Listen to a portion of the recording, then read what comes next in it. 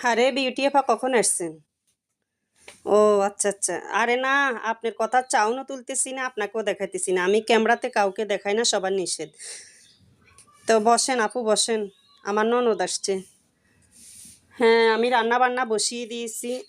আজকে সে সকালের থেকে কারেন্টও চলে গেছে, ভিডিও আপলোড দিতে পারছি না। আর কারেন্ট অনেক ডিস্টার্ব করছে। বসেন আপু বসেন, আমি আমার ননদের সাথে কথা বললাম।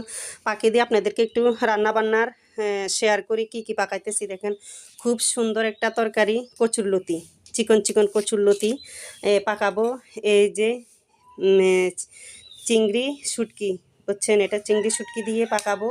আর মাছের মাথা দিব একটা, এই যে এখানে মাছের মাথা, খুব মজা হবে।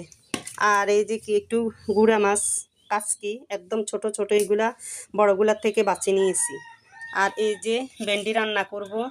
এই যে খেসারির ডাল দিব, মাছ দিব। এই যে খেসারির ডাল দিয়ে মাছ দিয়ে এটা রান্না করব, খুব মজা হয়, অনেক মজা। আর এই যে এইখানে পুঁই শাক, দেখছেন, পুঁই শাক পাকাবো।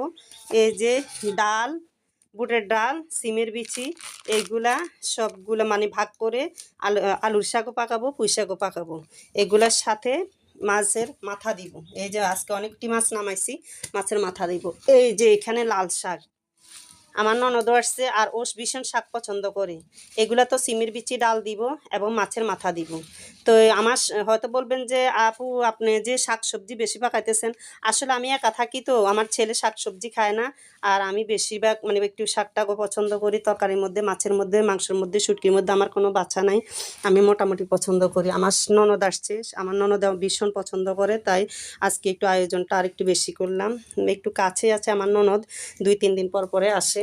আর এই যে এখানে একটু ডাল বসাইলাম। তো এই যেহেতু এক তরকারি দিতে আর বাদ দেওয়া যায় না সামনে, একটু বাপের বাড়ির নাইউরি একটু মজা করে খাইতে আসে, আনন্দ ফুর্তি করতে আসে। তো বাবিরা যদি নাই খাওয়ায়, কার কাছে যাই খাবে বলেন? বাপের বাড়িতে তো নাইউরিরা সবসময় একটু মা বাপের ইয়ে নিয়ে আসে। আগে ছিল তারা রাজরানী, হয়তো বিয়ের পরে হয়ে গেছে প্রহরী। তো আসলে সব পরিবারের সব ননদদেরকে মূল্য দেওয়া দরকার। বাপের বাড়িতে তারা একসময় রানী হয়ে আসছিল, ছিল। বাপের মার ঘরে যখন জন্ম নিচ্ছে তখন বাপের বাড়ির একটা অধিকারী অংশ ছিল। আর বিয়ে হয়ে যাওয়ার পরে প্রত্যেকটা মেয়েদের জীবনে পর হয়ে যায় বাপের বাড়ি। আসলে এগুলা করা কিন্তু ঠিক না।